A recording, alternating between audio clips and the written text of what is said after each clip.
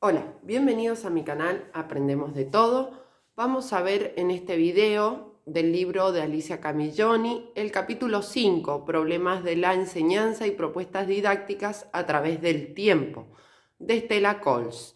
Esta es la parte 3 de ese capítulo y comenzamos con el subtema El contenido y los propósitos de la escuela, un asunto de difícil solución.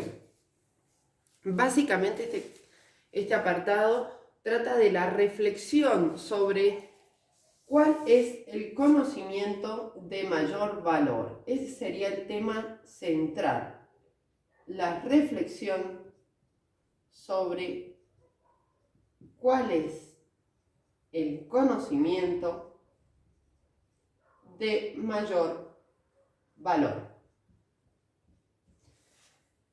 Desde la óptica de varios autores, ella expone cómo la obligatoriedad de la escuela marca un nuevo panorama educativo y marca de una educación diferente a la que venían implantando en la antigüedad con la educación tradicionalista.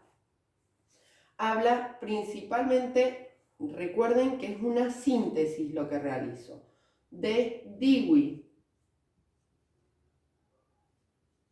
Recuerden que Dewey inicia con la escuela nueva. Él ingresa al debate al comienzo del siglo XX con su libro El niño y el programa escolar, ¿sí?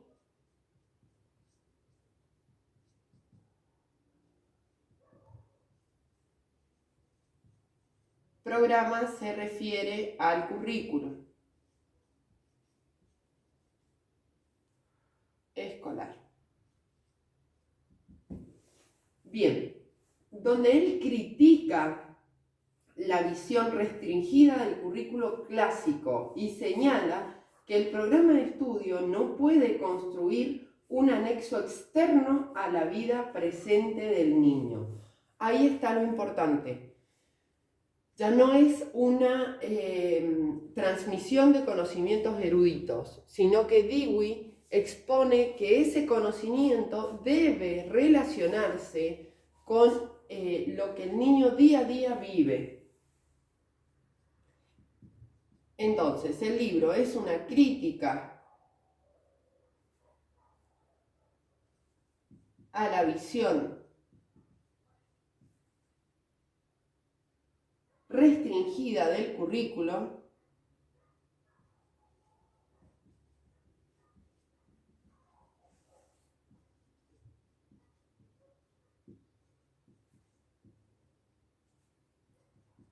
clásico y señala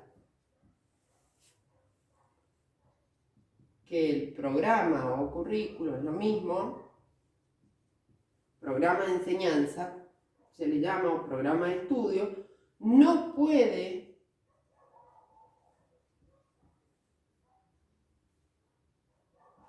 constituir un anexo externo a la vida cotidiana del niño. Bien, durante las primeras décadas del siglo XX en Estados Unidos, el currículo se centró en el planeamiento, la organización y evaluación de los sistemas de enseñanza, cómo se enseña. Pero esto no era solo académico, sino que sirve para dar respuesta a necesidades sociales y políticas de un país. Ahí vemos parte, ¿sí?, de lo que constituye un currículum, ya que la educación está siempre orientada hacia lo social, tiene una organización, tiene un tinte político y social. Bien, entonces, durante las primeras décadas del siglo XX,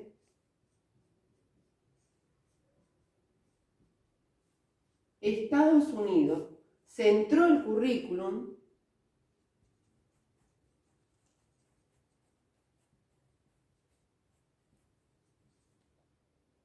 currículo en el planeamiento, organización y evaluación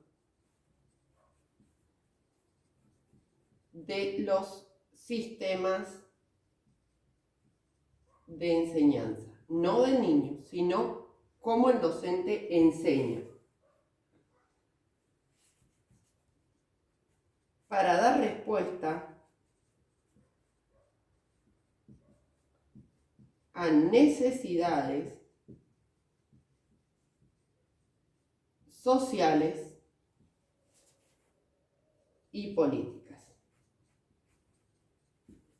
Por ejemplo, a medida que la educación ha ido cambiando, en el nivel secundario o nivel medio, en algunos países, se desarrolla una materia que se llama TIC, Tecnología de la Información y la Comunicación. Ahí tenemos un cambio visible, ¿sí?, de una necesidad social dentro de una política educativa. O sea, se cree que es una necesidad que el alumno sepa utilizar herramientas tecnológicas para su desarrollo integral, no solo académico, sino también laboral, ¿sí?, para luego poder trabajar. Bien, seguimos con este mismo subtema. Recuerden, si tienen alguna duda, pueden dejarla en los comentarios.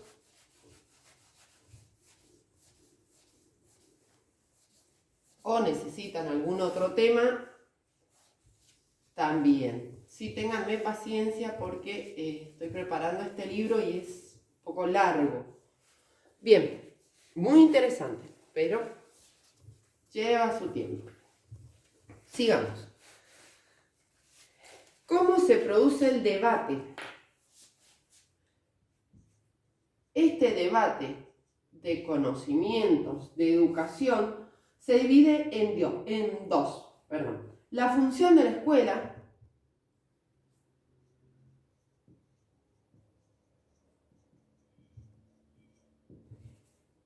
y la orientación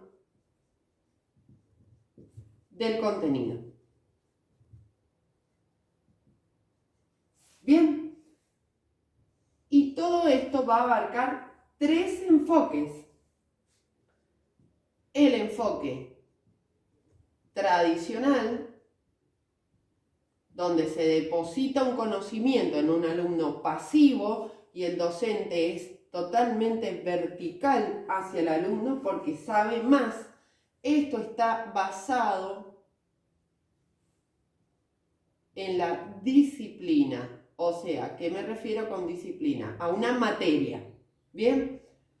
Luego tenemos el enfoque progresista o progresismo, que le llama Dewey.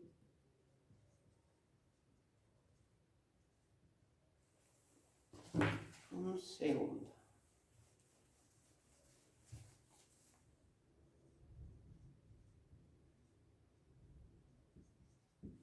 Que es de...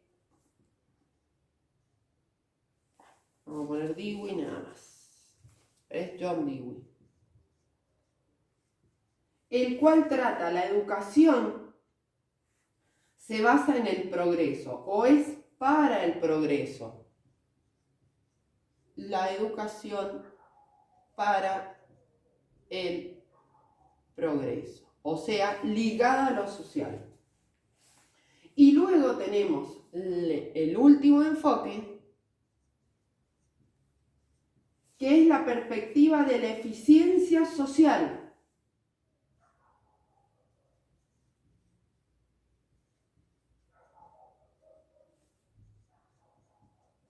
Ya lo explico. Que está planteado por Charters. Próximamente voy a hacer un video porque es excelente el pensamiento de él en esa época, ¿cierto? Bien. Luego tenemos el precursor, uno de los precursores de lo que es el currículo, la organización del currículo, porque el padre de toda la organización es Comenius, amamos Comenius. Pero este fue uno de los precursores ya más moderno, que es Ralph Tyler. Tienen en el canal un video por si quieren profundizar los conceptos básicos que él expone. Dice que los principios básicos de un currículum propone un modelo basado en objetivos para el diseño del currículum y establece una síntesis entre las tres tradiciones de enseñanza. Entonces, vamos a poner, propone el diseño del currículum basado en objetivos. Y la síntesis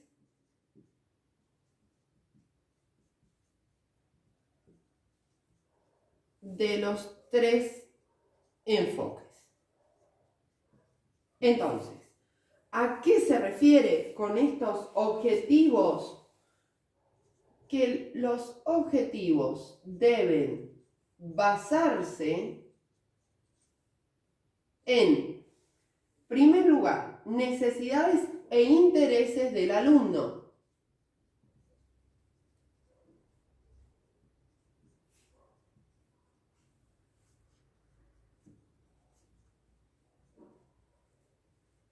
Perdón ahí que no llego. Y en segundo lugar, conocimientos para la formación del ciudadano y trabajador. Conocimientos para la formación del ciudadano y trabajador. O sea, ya no es un conocimiento científico ni un conocimiento erudito, sino es un conocimiento aplicable al desarrollo de la persona como ciudadano, ¿sí? O sea, en lo social.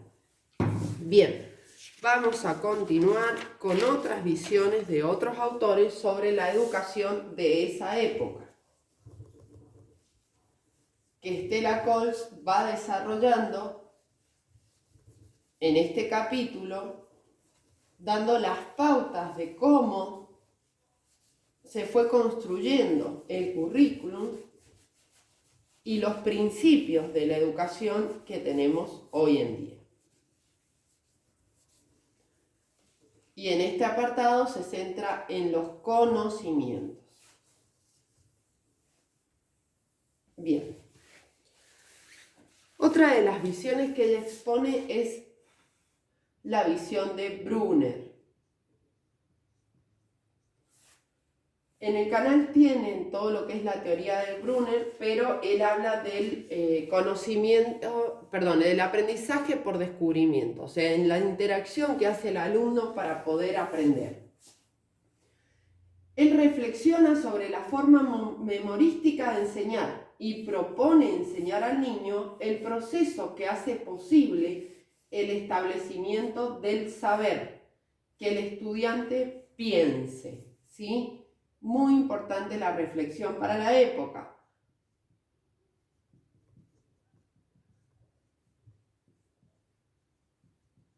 Sobre la forma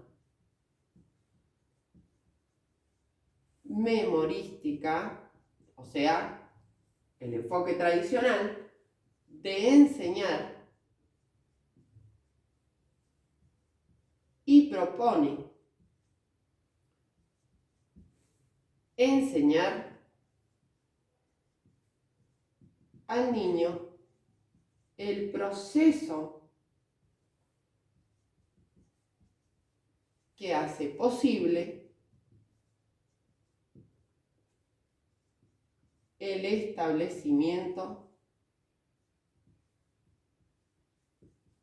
del saber. O sea, básicamente que el niño piense, no memorice como una máquina, ¿sí? Nuevamente tenemos a Tyler. Tyler propone una administración científica del trabajo, una división técnica, división social del trabajo. Esto se llamó modelo de objetivos, la formulación de objetivos conductuales. O sea, estudios para hacer esto en la sociedad, estudios para cuando sea grande poder trabajar, poder desarrollarme en tal división técnica o división social, como él le llama. Propone el modelo de objetivos, que es una división técnica y una división social del trabajo. Tuvo muchas críticas el trabajo de Tyler años más tarde. El contraste. Los estudios sociológicos proponen la neutralidad de contenidos que la escuela transmite y el análisis de su relación con los principios de control social. ¿Sí? O sea, ¿qué decimos acá? Si un currículo enseña al alumno determinado modelo de objetivos, está orientado a un control social. Todo currículo es portador de un mensaje social, ¿sí? Acá tenemos la crítica a este tipo de currículum. Todo currículum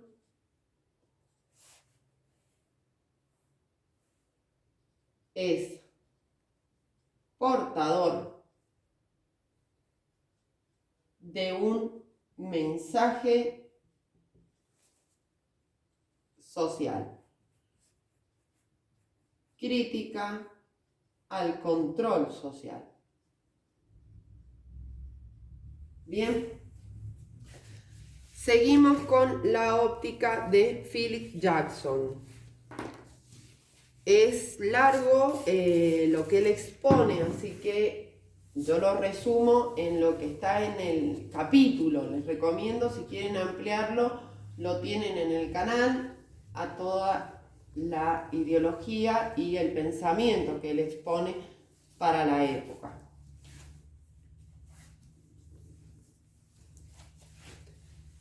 ¿Qué nos dice Philip Jackson?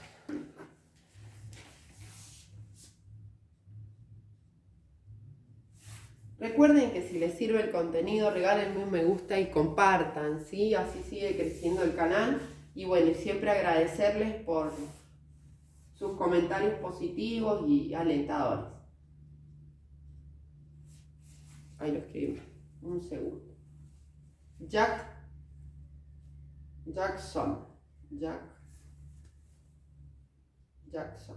Bien. Dice lo siguiente. Ingresa el concepto de currículo oculto, ahí donde encontramos el control social. O sea, lo que está por debajo de la enseñanza. A ver,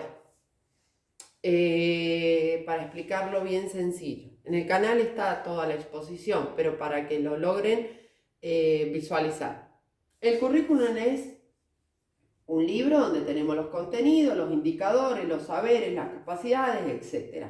Está estructurado, programado por niveles, es gradual, etc. Sin embargo, si un docente llega al aula y él agarra un libro y solo lee y después le dice a los chicos, bueno, la semana que viene tomo oral, evaluación oral de todo lo que leí. Estamos está enseñando en un enfoque tradicionalista y eso está en el currículum oculto. No está escrito acá, ¿sí? Pero el alumno está aprendiendo de esa forma, así como la ideología que se implanta al enseñar. Entonces, ingresa el concepto de currículo oculto. Habla de la influencia educativa. El término contenido dejó de referirse solo al conjunto de elementos formativos para incluir el análisis de las prácticas educativas. Muy importante. Habla de la influencia educativa. El término contenido dejó de referirse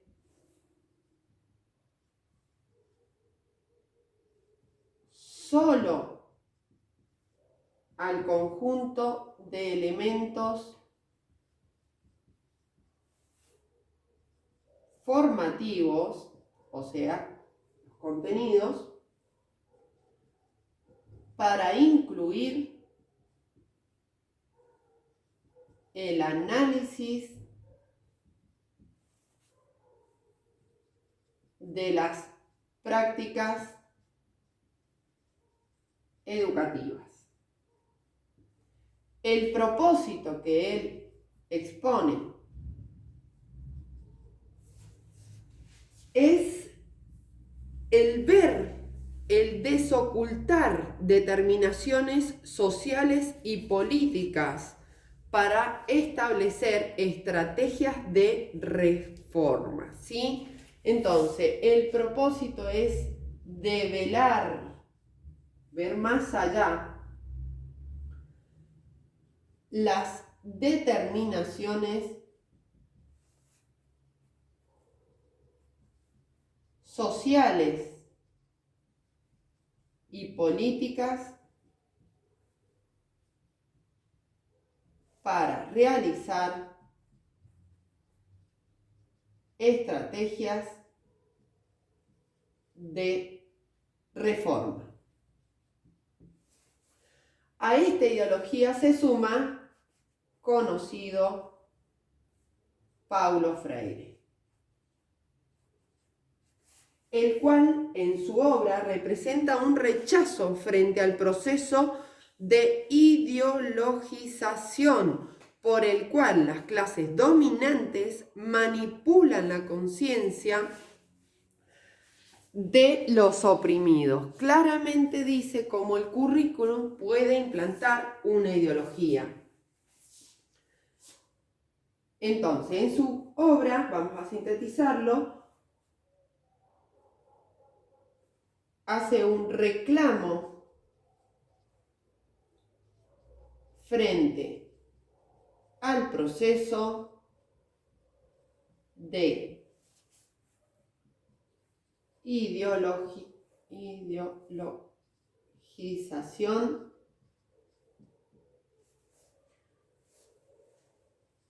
de las clases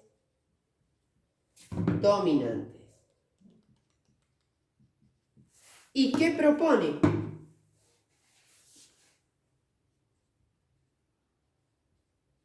Directamente, propone lo siguiente: innovaciones en materia de medios audiovisuales. Esto para la época era muy novedoso. Innovaciones en materia de medios audiovisuales. Propone el estudio psicosociológico acerca de pequeños grupos de estudiantes, ¿sí? El estudio psicosociológico de pequeños grupos. afirmándose en la teoría piagetiana, o sea, de Piaget, acerca del desarrollo de la inteligencia. O sea, ¿qué expone? Expone, basta del conocimiento tradicionalista, pero también, ojo con lo que enseñamos en el currículum, porque hay una ideología implantada. Y dice que el currículum no debe basarse en esa ideología social, sino que debe basarse en innovaciones, en materias, un ejemplo, las audiovisuales, y en el desarrollo de la inteligencia del niño, tomando en cuenta el estudio psicosocial, o sea, la inteligencia en sociedad. Bien, si me dan un segundo, continuamos.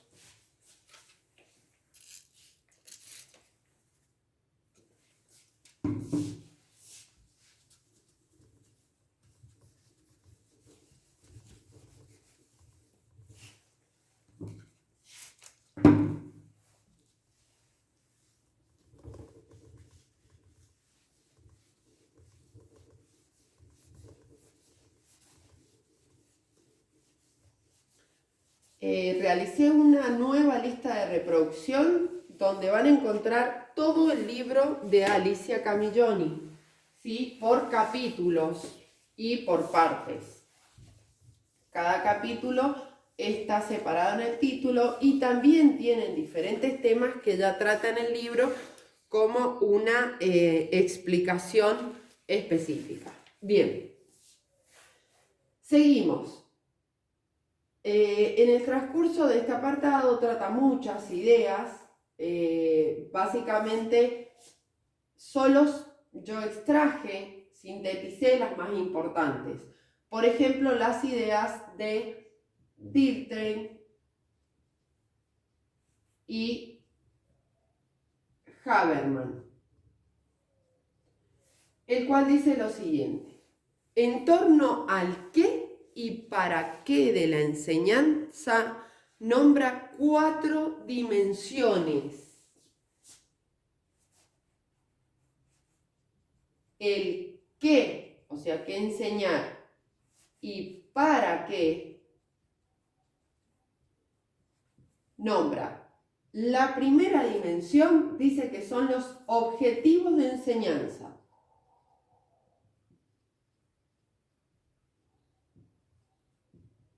O sea, las intenciones que tengo como docente y el propósito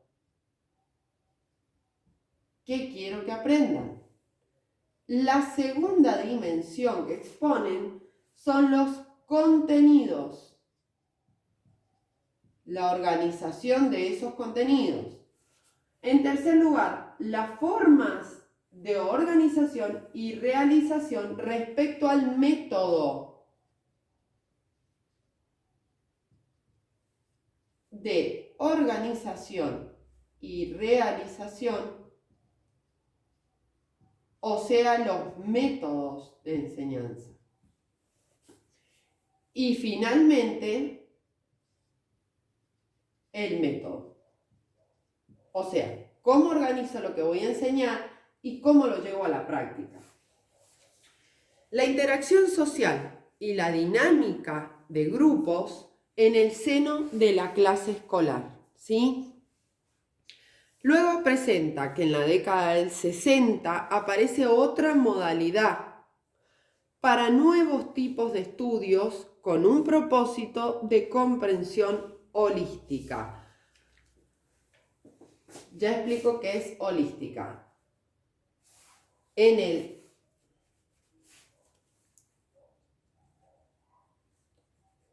En la década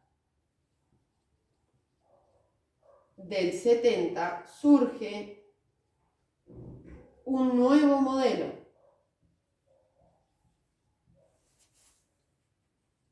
de estudio: la comprensión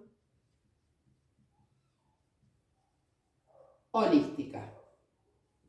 ¿A qué se refiere la comprensión holística? Dice que es todo y cada una de las partes se encuentran ligadas con interacción constante. O sea, no podemos estudiar solamente al docente en sus prácticas de enseñanza, sino que también debemos estudiar las formas de aprendizaje del alumno y a su vez el contenido o saberes que se enseñan y a su vez todas las relaciones que tienen lugar en este proceso de enseñanza-aprendizaje.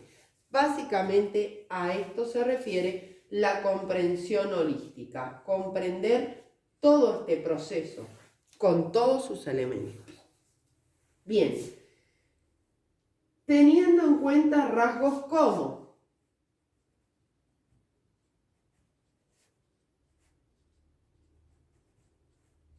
los siguientes rasgos: la vida del aula. No es lo mismo el niño cómo se comporta en un aula a cómo se comporta fuera en su hogar o en su ámbito cotidiano. La historia. La multidimensionalidad.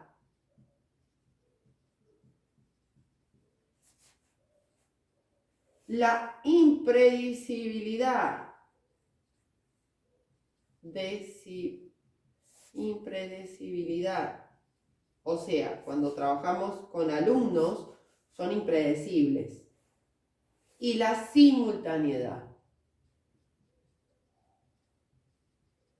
Lo que pasa, todas las cosas que pasan en el mismo momento. Bien, para continuar, presentamos ya los estudios que se organizan a partir de la década o que surgen a partir de la década del 80.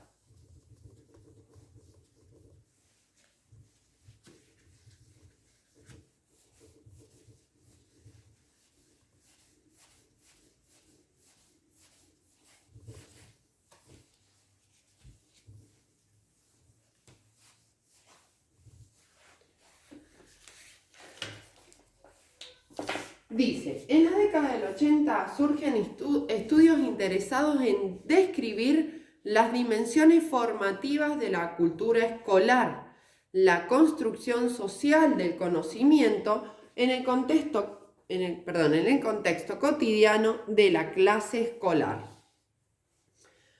Y propone un autor que es Roger Edwards. Ya vamos a ver qué es lo que dice este autor. Entonces, en los 80 surgen estudios interesados en describir las dimensiones formativas de la cultura escolar y la construcción social del conocimiento. O sea, ya va observando el contexto, las relaciones.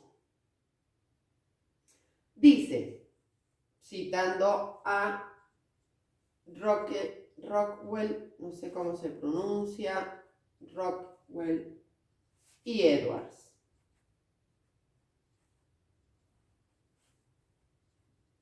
De 1993, por si quieren buscarlo. Ellos dicen lo siguiente: proponen en su tesis que el contenido se transforma en la forma de su transformación en el aula, que resulta de la articulación entre la lógica del contenido y la lógica de la interacción. Acá encontramos las bases, yo lo relacioné con la transposición didáctica de Ibas Chavallar, cuando habla que un contenido se transforma. Entonces, proponen la transformación del contenido en el aula. Y esta transformación debe tener, o es el resultado, de la articulación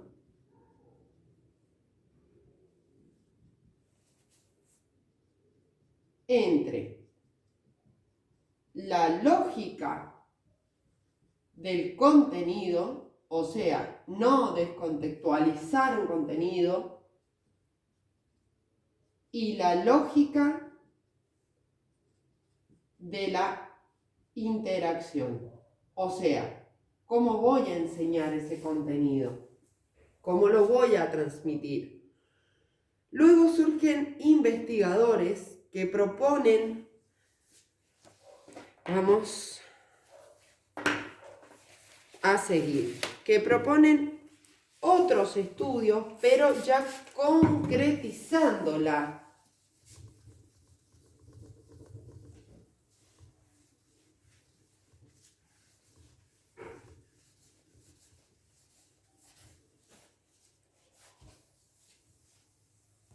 Y básicamente los investigadores, ya terminando, investigadores se centran en lo siguiente con respecto a la educación. En primer lugar, la toma de decisiones colectivas.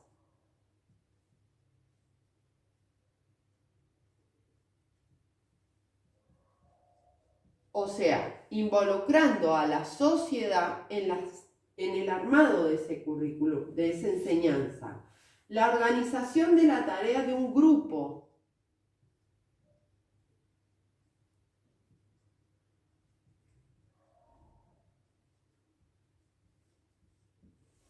Y la participación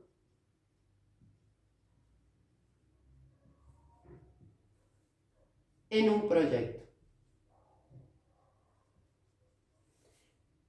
En segundo lugar, comienzan a centrarse en ofrecer un conjunto de categorías conceptuales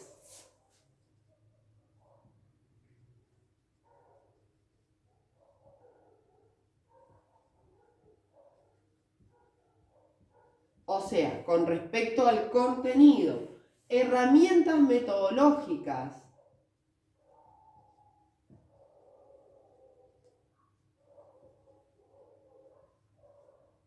o sea, el cómo voy a enseñar ese contenido, y el docente debe convertirse en un mediador del saber, observador y organizador del trabajo grupal. Cambia la visión del docente. El docente como mediador, organizador y observador. Bien, ¿para qué? Ahora la pregunta es, ¿para qué todo esto? ¿Para qué toda la investigación que se ha realizado o todos los avances, ¿sí?, históricos que se fueron realizando a través de todo este capítulo? La autora dice lo siguiente, Stella Coles, hacia la construcción de una didáctica grupal. ¿Sí? ¿Para qué? ¿Para qué para el análisis de la estructura de clases o de clases, ¿sí? La estructura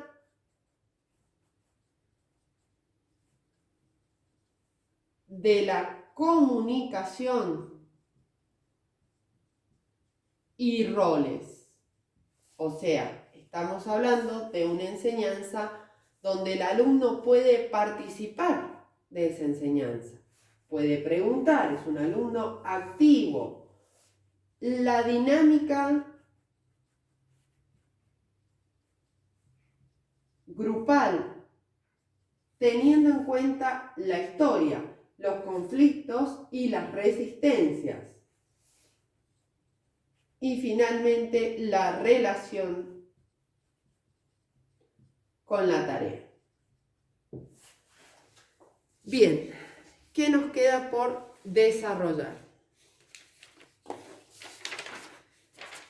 Otro subtítulo es las tendencias recientes en el pensamiento didáctico, que sería la finalización de este capítulo. Si me dan un segundo.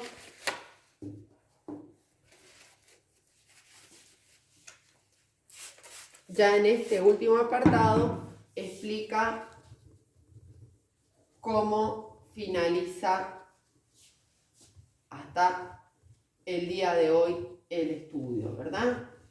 O las concepciones.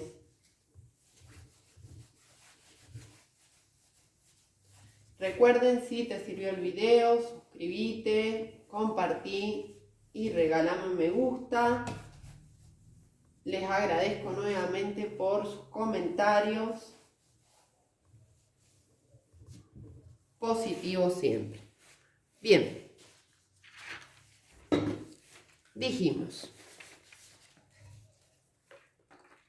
Un segundo.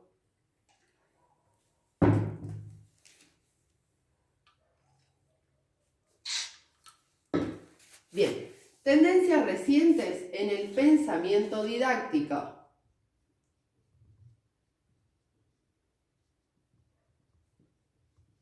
Recientes en el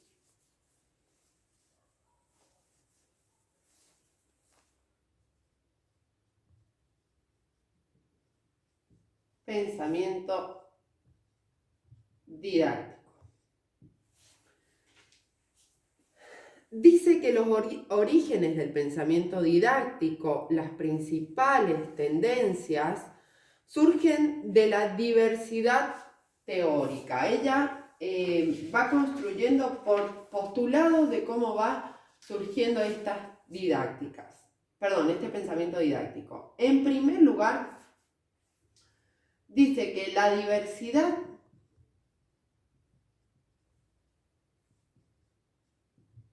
teórica y metodológica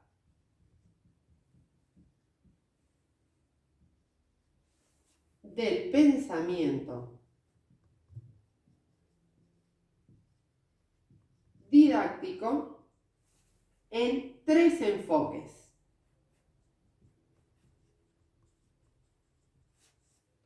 El primer enfoque, qué feo que me queda. El primer enfoque es el discurso descriptivo. ¿A qué se refiere? Que describe las interacciones de la escuela.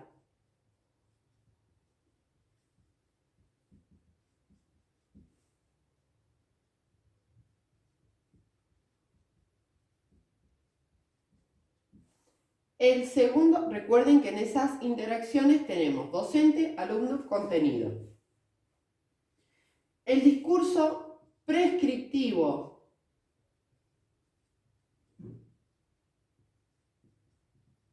¿A qué se refiere este tipo de discurso? A guiar el comportamiento.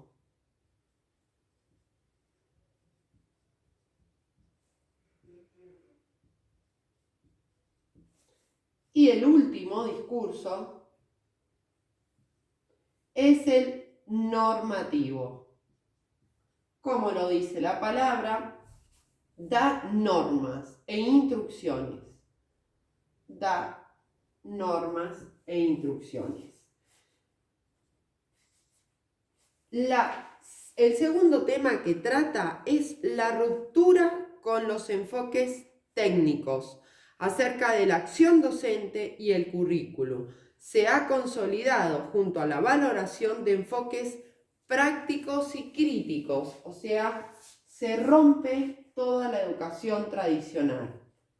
La ruptura con los enfoques técnicos acerca de la acción docente y el currículo.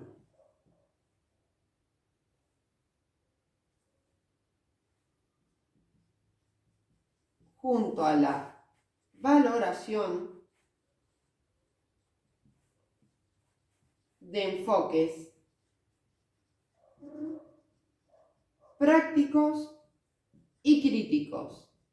O sea, la crítica para la construcción, para la innovación, para la mejora de la educación. En tercer lugar, la idea acerca de la enseñanza y el aprendizaje en el paradigma constructivista, ¿sí? La idea acerca de la enseñanza y el aprendizaje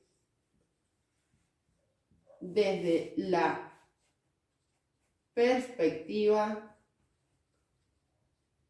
constructivista.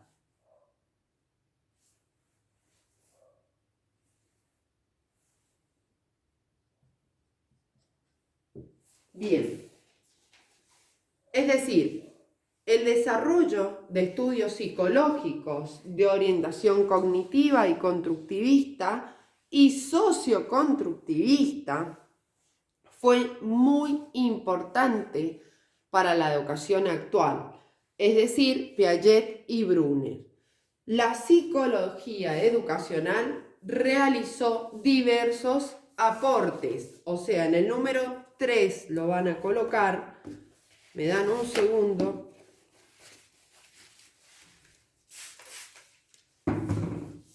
Porque esto es importante. Dentro de este apartado número 3, donde tenemos los enfoques, la ideología, los principios de enseñanza-aprendizaje constructivista, ya basados en estudios sobre la psicología del aprendizaje del niño y las relaciones sociales,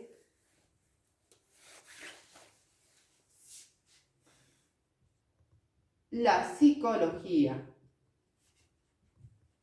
educacional realiza los siguientes aportes a la educación actual. El papel de las representaciones de los estudiantes en el aprendizaje.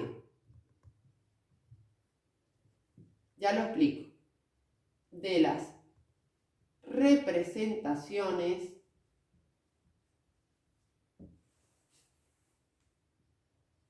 de los estudiantes en el aprendizaje. ¿A qué se refiere con representaciones? Representaciones es un término que ingresa Piaget. Es decir, cuando enseñamos, cada alumno, teniendo en cuenta sus capacidades, su desarrollo cognitivo y sus conocimientos previos, va a representar ese aprendizaje de diferente forma. Por ejemplo, tengo dos niños, ¿sí? Y yo digo la palabra banco. Este niño puede imaginarse el banquito de la plaza, ¿sí? Y este niño puede imaginarse el banco porque el papá trabaja en el banco del país, ¿sí? Eso es la diferencia de representación que va a tener cada alumno. Obviamente, esto está explicado muy, muy sencillamente, pero se complejiza según el conocimiento. Bien, la búsqueda de estrategias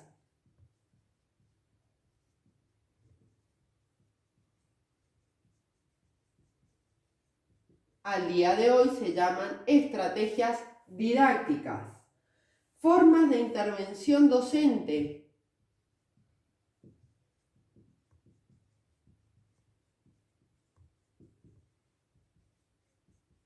Sí, por ejemplo, Brousseau con las situaciones didácticas en matemática. La relación de la construcción del aprendizaje en interacción social. Y ahí vemos el aprendizaje colaborativo, los ABP, etc. La relación de la construcción del aprendizaje en interacción social. Bien. Otro de los aportes que ingresa a la psicología educacional, la exploración de la evaluación formativa.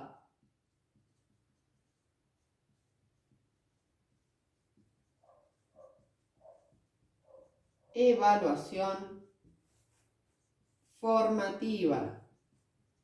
En el canal tienen los tipos de evaluaciones, ¿sí? Pero para que tengan en cuenta, antes la evaluación era sumativa. Ahora se implementa este tipo de evaluación ya que forma al alumno en un proceso, no solo en resultados cuantitativos. Otro aporte, el análisis de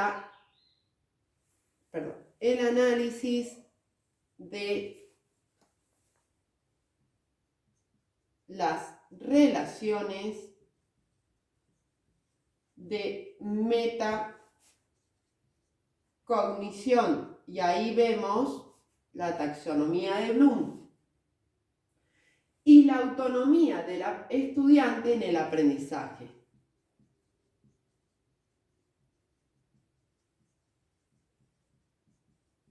Estudiante en el aprendizaje. O sea, el alumno va a construir su aprendizaje. Ya no el docente va a depositar el conocimiento en el alumno, ¿sí? Cambia totalmente la visión. Y el último aporte en cuanto a este apartado, que sería el cuarto,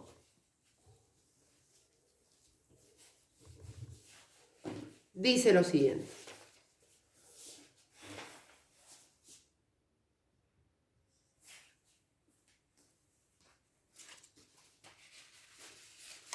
Un segundo, porque si no está seco.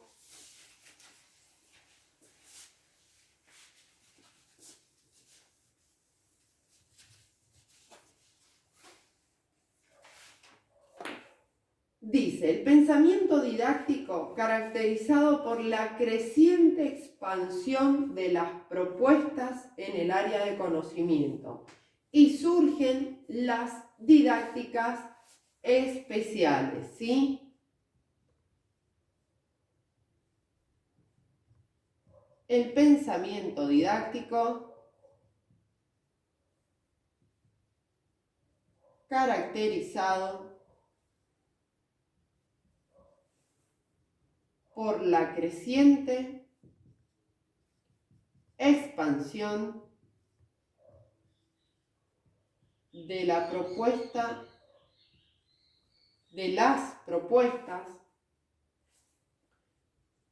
en el área de conocimiento. O sea, área como asignatura, como materia. Surgen las didácticas especiales. ¿Qué son las didácticas especiales? Las que se encargan de una materia o asignatura, por ejemplo, la didáctica de la matemática. Encargan de una materia o asignatura. Nuevos planteos en base al constructivismo, articulación de enfoques teóricos, diversidad de propósitos y el abandono de la imagen del profesor como un técnico, el docente como colaborador del aprendizaje. Esto es muy importante. Bien, vamos a seguir con las reflexiones finales de todo este capítulo, ¿sí?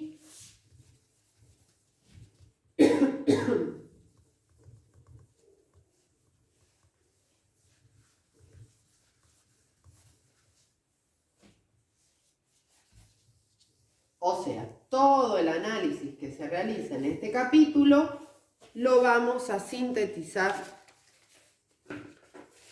en estas reflexiones finales. El objetivo de la mirada retrospectiva, o sea, ¿para qué ver todo lo que pasó hacia atrás, ¿sí?, con respecto a la didáctica? Objetivos de la mirada retrospectiva.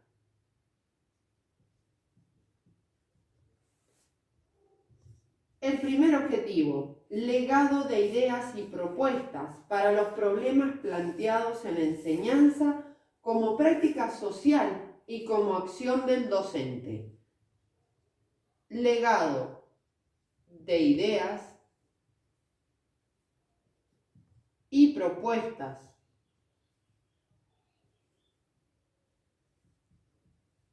para los problemas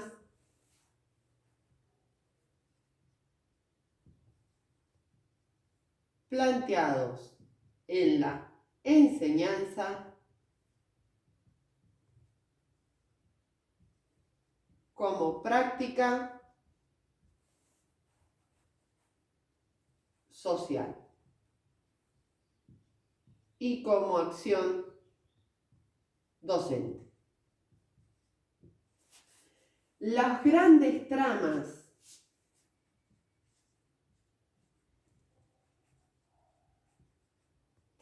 o temas, ¿sí?, de qué,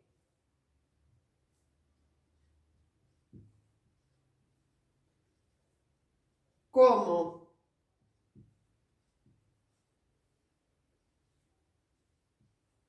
y cómo alcanzar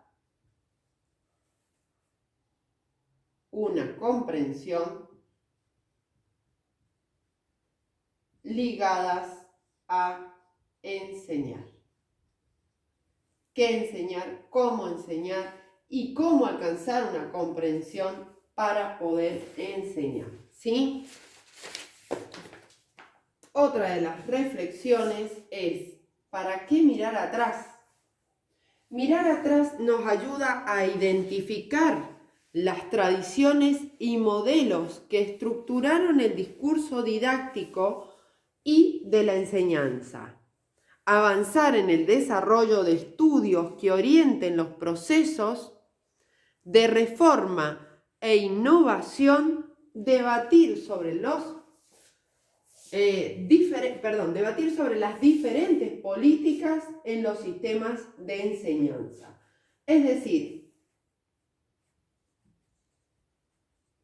cómo se estructuró cómo se estructuró,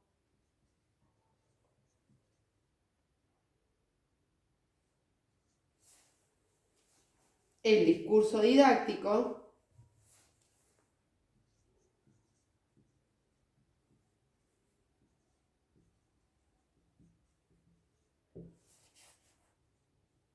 en el desarrollo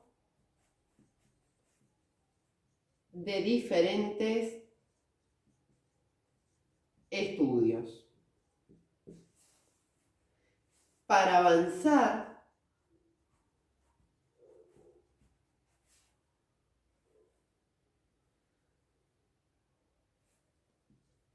en la reforma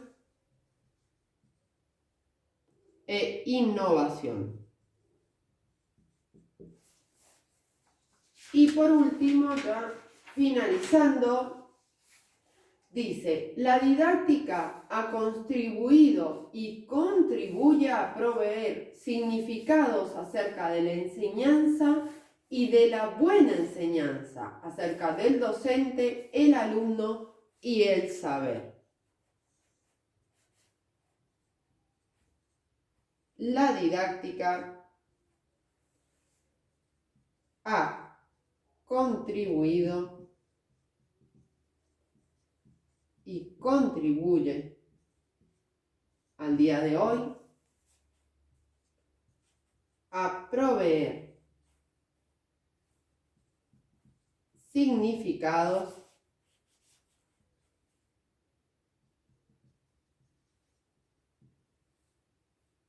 acerca de la enseñanza y de la buena enseñanza, acerca del alumno y el saber o contenido, ¿sí? Bien, terminé con el capítulo número 5. Recuerden, si tienen alguna duda, pueden dejarla en los comentarios. Si te sirvió el video, regálame un me gusta, compartí y suscríbete. Muchas gracias.